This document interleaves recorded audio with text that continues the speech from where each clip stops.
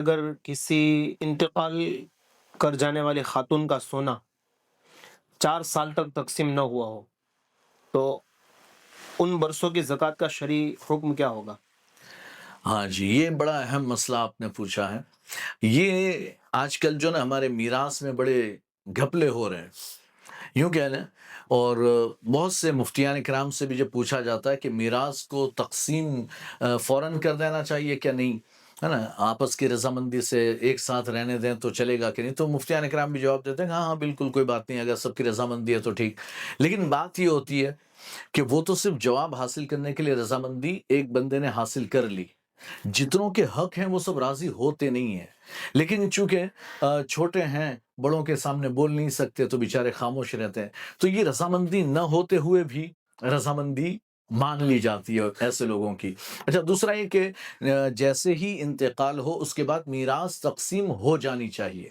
اگر میراث تقسیم نہیں ہوگی تو پھر یہ سارے مسائل آگے چل کر جو ہے نا وہ پریشانی کے باعث ہوں گے۔ اس میں سے بندہ جو بھی خرچ کرتا ہے تو ظاہر سی بات ہے اس میں دوسروں کا بھی حق ہے نا۔ پھر اب اس میں ایک مسئلہ یہ بھی آ جاتا ہے کہ بھئی والد کا انتقال ہوا تھا،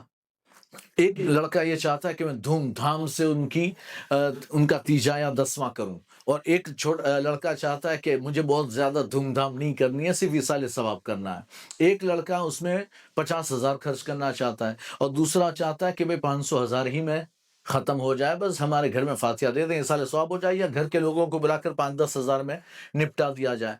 لیکن اب وہ یہ سمجھتے ہیں باپ کا مال ہے تو کرو خرچ، نہیں، اب وہ باپ کا نہیں، جب باپ چلا گیا تو اب اس میں ہر ایک وارث کا حصہ لگ گیا،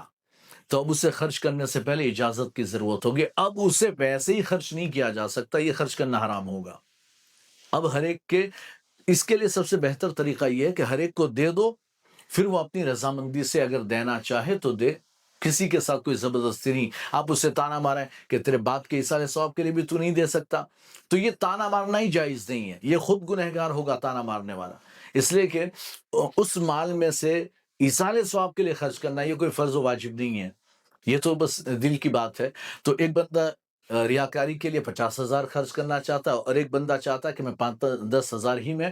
اصل مقصد ایصال ثواب حاصل کر لوں، تو یہ ایصال ثواب یعنی میراث جو ہے نا وہ پہلے تقسیم ہو جانی چاہیے۔ اچھا، اب یہ 4 سال سے عورت کا سونا تقسیم نہیں ہوا اور وہ ایک ہی جگہ پڑا ہوا ہے، تو ظاہر سی بات ہے اس میں جتنوں کا حق ہے نا، ان سب پر اب جب وہ تقسیم کر لیں اور اپنی اپنی 4 سال کی زکوٰۃ ادا کریں۔